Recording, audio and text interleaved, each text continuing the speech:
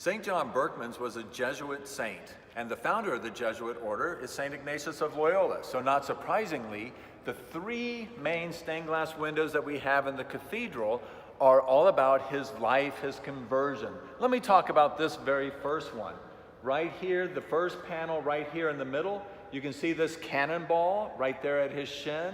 There is a cannon in the background and fire. He's dressed as a soldier. He is a soldier fighting in a war in northern Spain, but he gets hit by a cannonball. It rips open both of his shins, and then down below, what does he do? He needs to go and convalesce. He's healing. You see him sitting down, and he wants to read books about knights in shining armor, but there are no books for him to read in that little town called Loyola. So what happens? He ends up reading a book that is entitled Life of Christ, and another one that's entitled The Lives of the Saints. It's not that an angel literally gave him the book, but it sure was divine providence that he read these books, because he has a big conversion story. In fact, if you go across the bottom, the next one, he's leaving home. If you look under his feet, in fact, it says in the stained glass windows, leaving home. And then he goes to confession, as it says. There's a bishop there, he goes to confession. Then the fourth panel right here, he has his sword, he's putting it there at the altar of Mary, holding the child Jesus. This is at the monastery of Montserrat, outside of Barcelona in Spain. Then what does he do? He puts the black cloak on and he starts feeding the poor.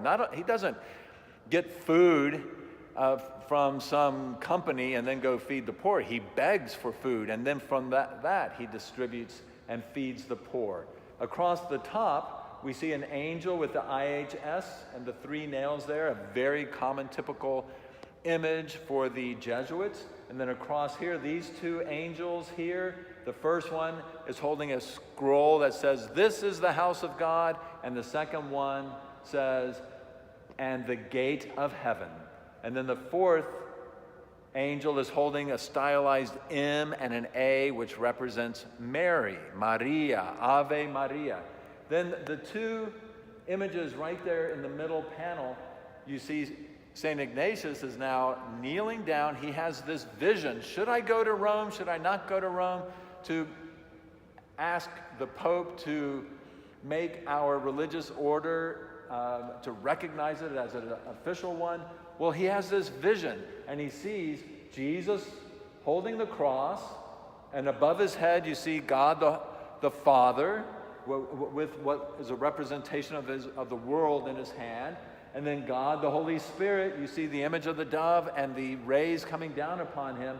And above Jesus' head, where he's carrying the cross, it says, "Ego vobis Rome propitius ero." I will make it propitious. I'll make it worth your while to go to Rome.